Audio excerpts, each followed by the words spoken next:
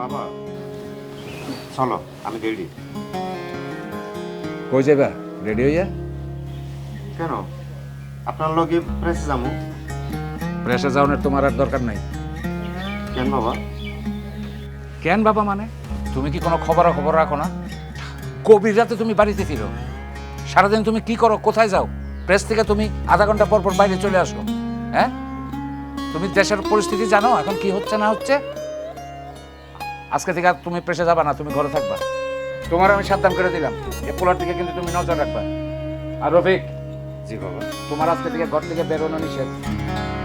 আজকে কয় তারিখ? আজকে হইল গিয়া 16 তারিখ। 17, 18, 19, 20, 21 আগামী 5 দিন তুমি ঘর থেকে বেরোতে পারবে না। এটা আমার লাস্ট ওয়ার্নিং।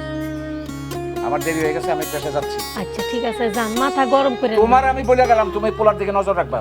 আচ্ছা এই ঠিক পোলা আছে। যেন ঘর থেকে বেরোতে না পারে আগামী 21 তারিখ পর্যন্ত। এটা মাথায় রাখবা। ইস, দেরি হয়ে গেছে কেন?